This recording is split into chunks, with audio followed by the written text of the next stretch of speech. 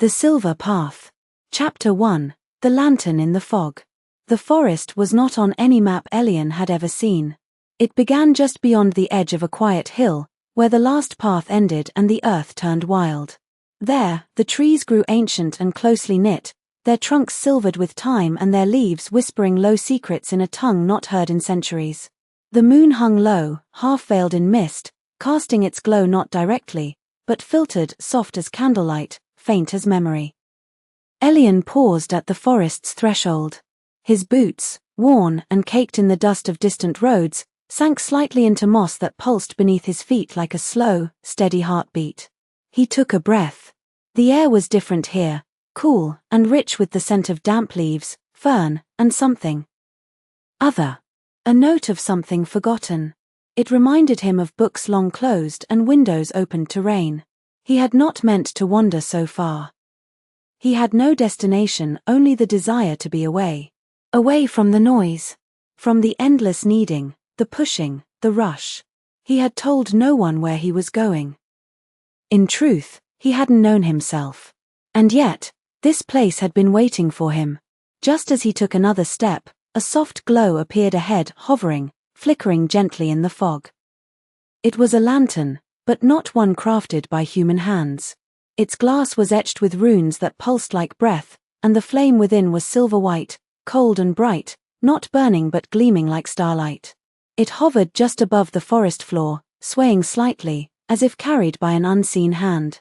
Elian tilted his head, curiosity replacing caution. He stepped forward. The lantern moved.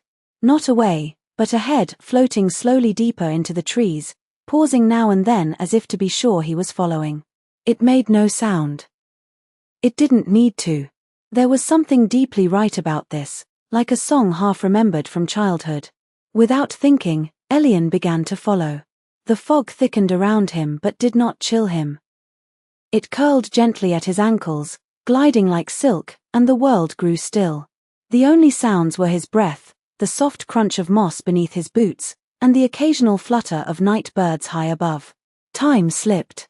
He couldn't say how long he walked, perhaps minutes, perhaps hours. There were no sun or stars to guide him, only the light.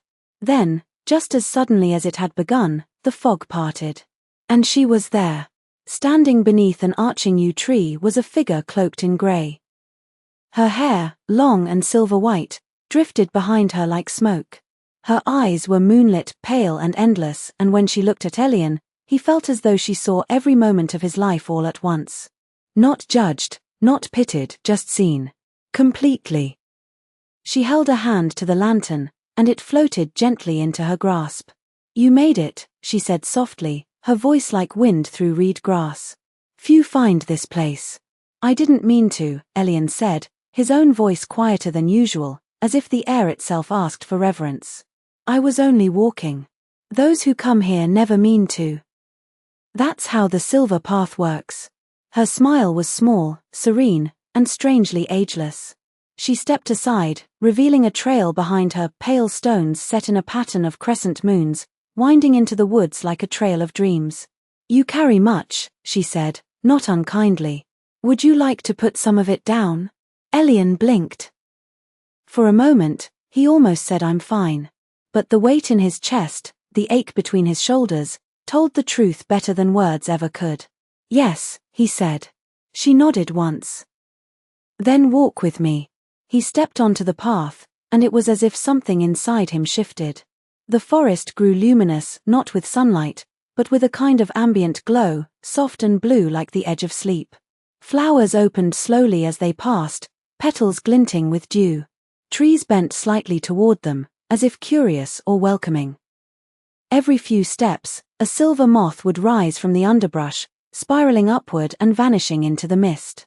"What is this place?" he asked. "This," she said, "is the space between waking and sleep. A resting place. A road for the weary heart.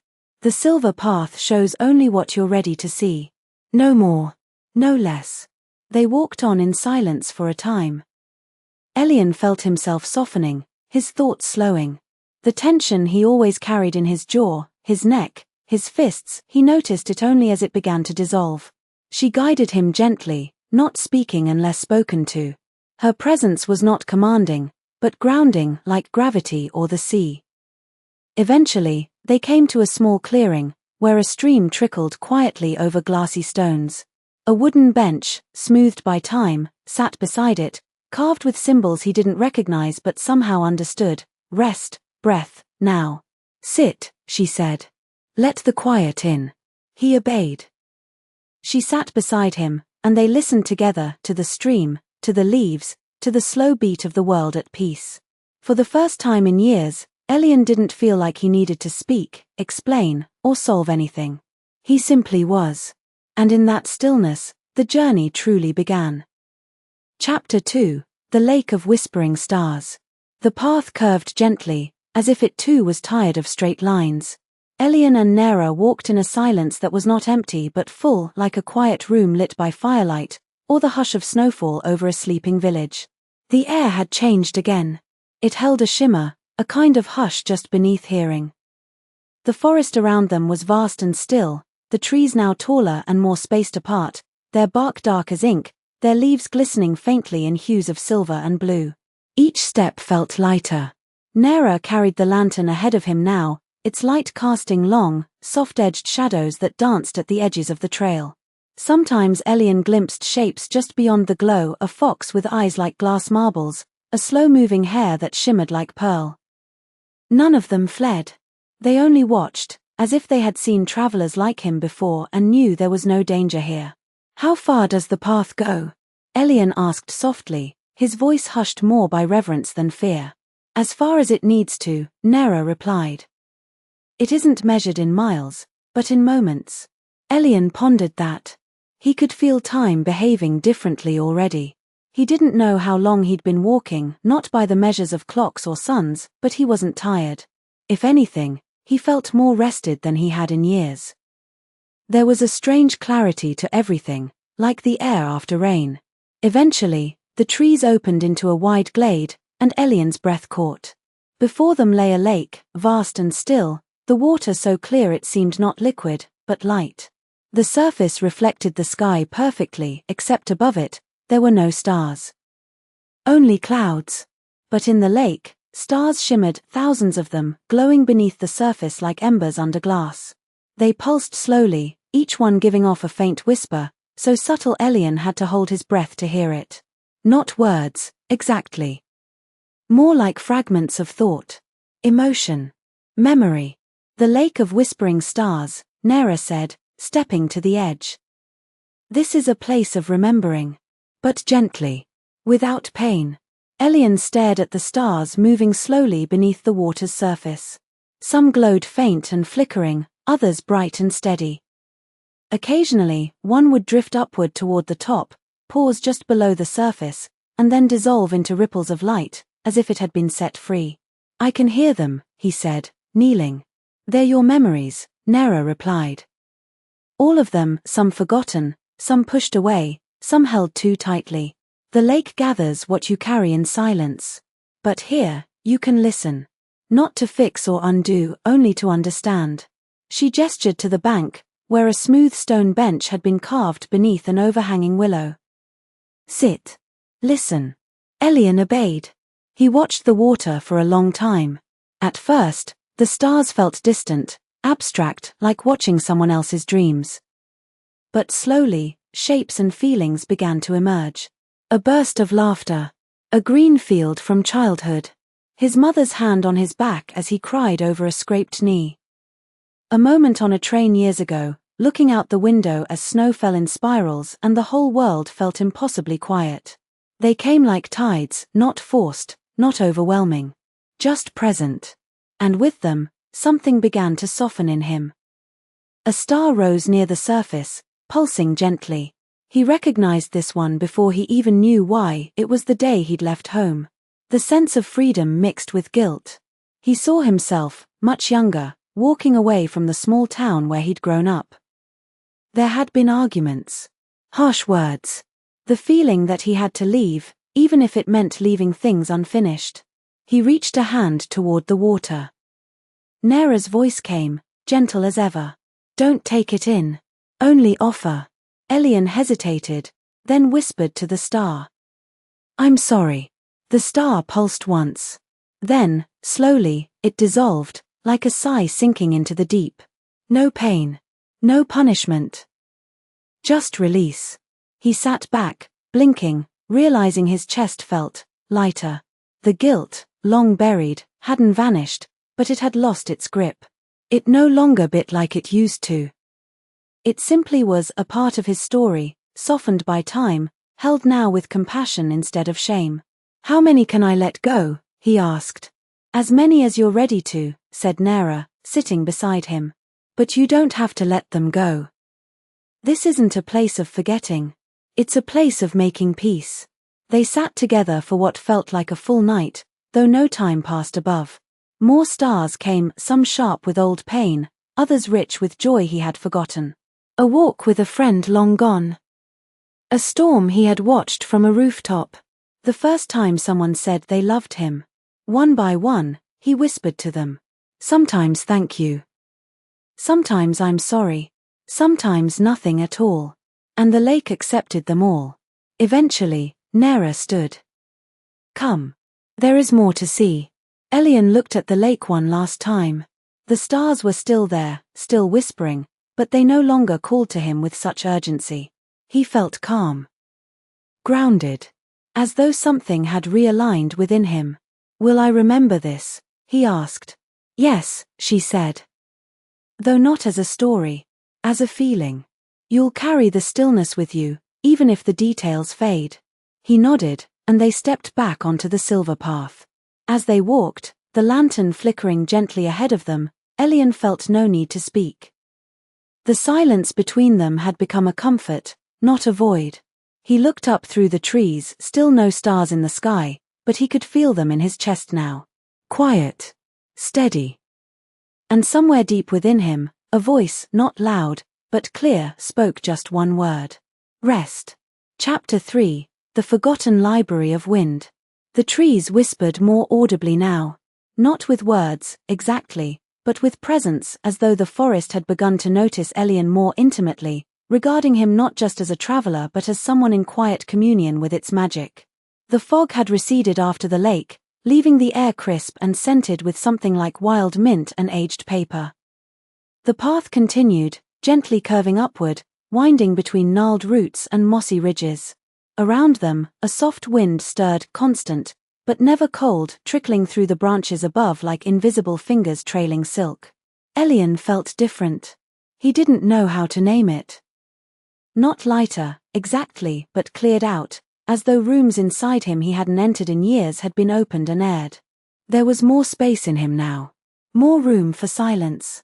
More room for breath. Nera walked ahead with calm certainty, her lantern swaying in time with her steps. She had said little since the lake, but her presence remained reassuring, like the hush before sleep or the embrace of warm blankets on a winter night. Elian was no longer afraid of the silence between them. It had become a companion. They reached a hill crowned by stone steps so old they had half merged with the earth. Trees bent low around them, their trunks forming natural arches, and overhead, leaves stirred in rhythmic patterns as if responding to an unseen music. At the top, the path ended in a grove so quiet, even the wind seemed to hold its breath. Elian blinked, and for a moment, thought he was dreaming again. Suspended in the trees, literally hanging among the boughs, was a library. Not built of stone or timber, but of open air and woven branches. Long, winding staircases of silver-threaded vines spiraled upward to platforms that floated between trunks. Dozens of shelves stretched across the air, weightless and glinting faintly in the dappled light. Books rested gently on them, some bound in soft leather, some wrapped in cloth, some appearing to be carved from crystal, bark, or layers of feathered parchment. It should not have been possible. But the silver path had long since stopped caring about what was possible. Nera smiled at his stunned expression. Welcome, she said, to the forgotten library of wind. The moment they stepped into the grove, the wind changed. It spoke. Soft murmurs drifted down from above, curling between the trunks like mist, voices reading stories aloud, half whispers of forgotten poems, lines of thought left incomplete centuries ago. None of it was overwhelming, it was gentle, soothing, like the sound of waves on a distant shore. Every so often, a full sentence would drift clearly into Elian's mind. The heart remembers more than it admits. Some truths need no keeper but time. When we name what we carry, it becomes a story. And stories can be set down. Is this real? He asked quietly. Nera turned to him. In a way more true than most things. These are the stories people lose, forgotten thoughts, unrealized dreams, words unsaid. When the wind carries them here, the library keeps them. Elian stepped closer to one of the shelves. A book opened on its own, pages fluttering gently like wings. Words appeared not in ink, but in movement as if they formed from shifting threads of wind. It read. He never said goodbye. But he always meant to. Elian felt something catch in his chest. He didn't know whose memory that was, but it belonged to someone, once. And it mattered. He moved on, passing shelf after shelf, until something caught his attention. A small, threadbare journal bound in green twine. Unmarked. He reached for it. The book opened easily in his hands, and unlike the others, this one had words written by hand, familiar ones. Today I left. I don't know where I'm going, but I had to go. Maybe I'm selfish. Maybe I'm lost. But I can't keep pretending I'm not breaking. His own handwriting. He recognized the journal. He had written it years ago and forgotten all about it. He hadn't even remembered where he left it, likely discarded at an inn, or abandoned in a drawer while packing. And yet here it was, waiting. Why is it here? He whispered. The wind remembers, Nera said. When we forget something that still wants to be heard, the library holds it until we're ready. Elian turned the pages slowly. There were parts of himself here he hadn't acknowledged in years. Anger he had never expressed. Joys he had been too distracted to savor. Moments of honesty scrawled late at night when he'd thought no one would read them. The book was like a time capsule of his younger self, raw, unfinished, true. He didn't cry. He didn't need to. But he closed the book gently, pressing his palm against the cover in silent thanks. What do I do with it now? He asked. You can return it, Nera said. Or you can write something new. She gestured toward a small desk tucked into a tree's hollow. A pen rested on its surface, its nib silver, its ink a soft, glimmering grey. Elian took a seat. He didn't write anything dramatic. Just a single page. A letter, of sorts. To the person he'd been. And maybe, to the person he was becoming. You were doing your best. It was okay not to know. You were allowed to leave, and you're allowed to return. I see you now. Thank you for surviving. He closed the journal and placed it on an open shelf. As soon as he let go, the book shimmered faintly, lifted by an unseen breeze, and floated upward to rest among the other volumes, its place now earned, its story now honored. Nera stood beside him once more. You're ready for the next place. What's it called? He asked. She smiled. The Garden of Time unfolded. He let out a long breath. It felt like exhaling something he hadn't realized he was holding. As they descended the silver-strewn stairs and left the grove of stories behind, Elian looked back once. Just once. The wind rustled through the shelves, and a single sentence floated to him. You are not the only one who needed this. And somehow, that made all the difference. Chapter 4, The Garden of Time unfolded. As they walked, the forest changed once again.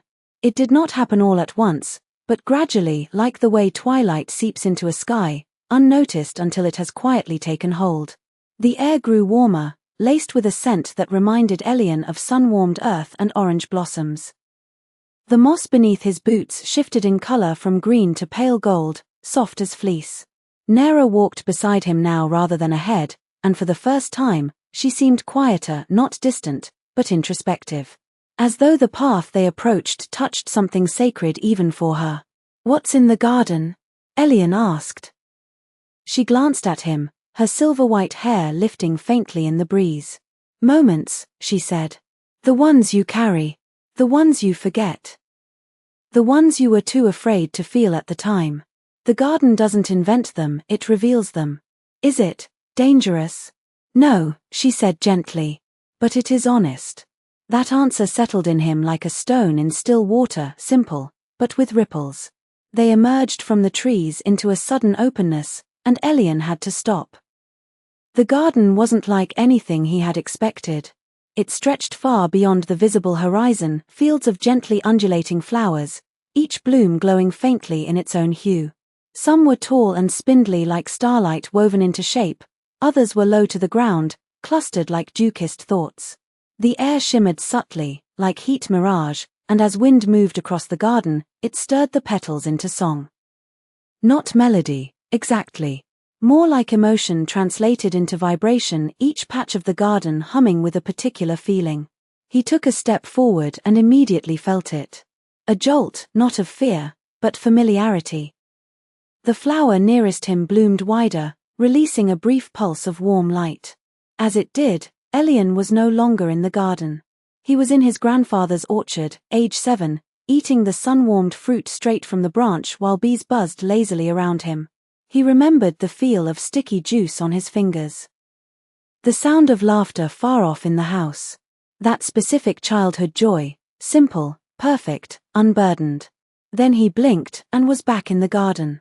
That was one of yours, Nera said. The garden blooms from your moments. The ones that shaped you, even if you never named them. Elian stared out at the endless blooms. How do I know which ones to visit? You don't have to choose, she said.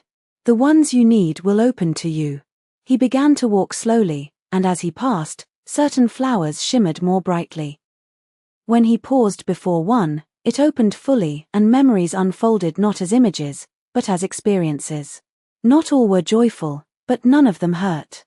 One bloom carried him to the moment he had let go of a friend, one he had loved deeply, but could no longer follow.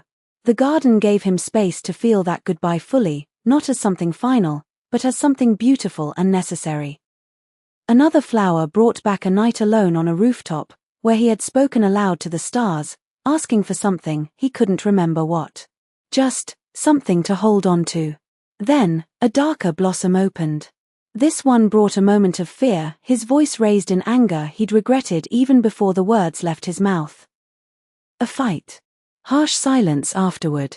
Guilt that had lingered like smoke. He winced, wanting to turn away. Nera placed a hand on his shoulder. Stay. Just a little longer. So he stayed. And the memory didn't consume him. It softened.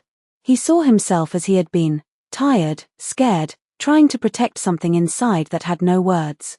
He saw the pain behind the anger. He forgave it, not to erase it, but to understand it.